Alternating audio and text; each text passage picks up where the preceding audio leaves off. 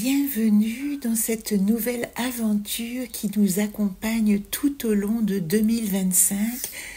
Avec les anacartes, nous arrivons à la 3e ligne de notre chemin de vie qui met notre héroïne face aux questionnements nécessaires de cette traversée dans ce grand jardin de la connaissance.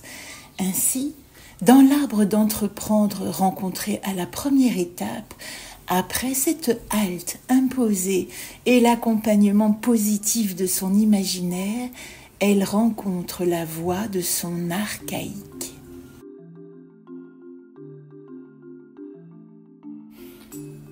En écartant le feuillage, elle le distingue maintenant parfaitement.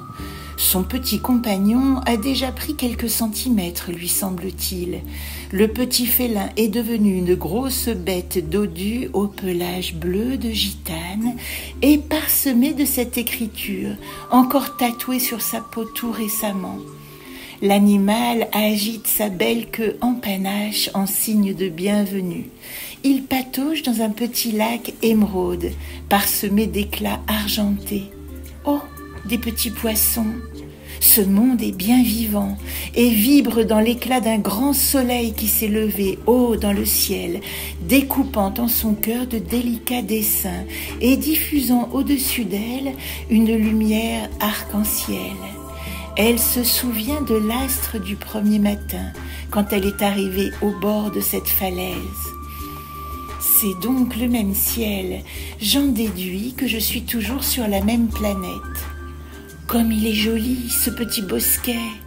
Elle n'a jamais vu de telles fleurs, au feuillage panaché, aux corolles fluorescentes qui lui font penser aux espèces carnivores qu'elle a vues dans ses livres d'enfants.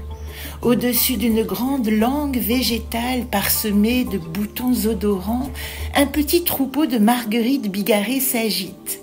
Les adorables aux pétales enflammés se trémoussent comme de petites personnes, révélant un visage clair et un large sourire au cœur de leur pistil.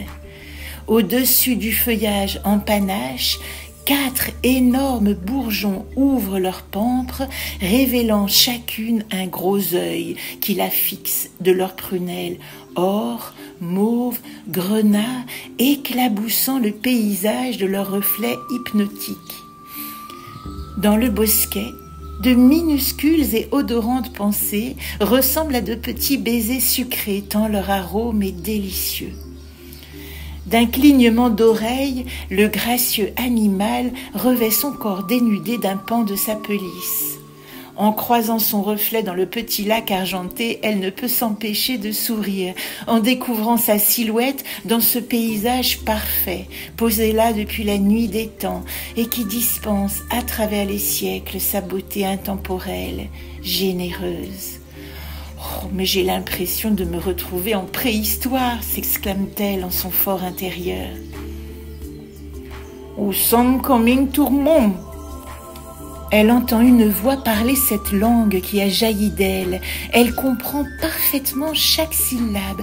C'est le même langage qui s'est échappé de sa bouche quand elle a effectué la grande cabriole. « Comment te sens-tu, ma petite amie ?» C'est l'animal qui a proféré ces mots dans le silence de leurs pensées. Il communique par télépathie. « Où sommes les kalamalim ?»« Mais tu parles ma langue ?» Bien sûr, mon ami, c'est ta langue mère, ta langue originelle, celle qui ne peut mentir, celle qui dévoile la vérité de ton être. Je suis ton daimon. Je t'accompagne dans ton voyage pour te rappeler le lien à ton âme et le chemin qu'elle a choisi et que tu as oublié. Oui, tu t'es égarée, ma petite, dans des rêves qui n'étaient pas les tiens.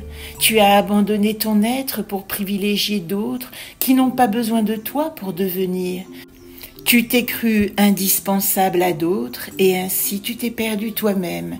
Et voilà pourquoi tu t'es retrouvée au bord du vertige, muette et amnésique. Mais réjouis-toi, car c'est la place offerte pour rencontrer ton être véritable et entreprendre un chemin qui te ressemble. Et pour commencer cet éveil qui t'est offert, voici mon cadeau de conscience. Je t'invite à faire confiance à ton imaginaire. Oui, ne crains pas de naviguer loin dans tes idées, de fertiliser ta créativité par des expressions uniques. Plus tu inventes et plus ta réalité s'enrichit de ton être. Un sage a dit bien avant moi, je crée, donc le monde existe. Aujourd'hui, tu es en pays inconnu. C'est une chance de le nommer toi-même, de le revêtir de tes désirs, de tes envies, de tes visions, d'en faire la pellicule idéale du film qui se déroule pendant le temps si fugace de ton incarnation. Alors, va, vis et deviens.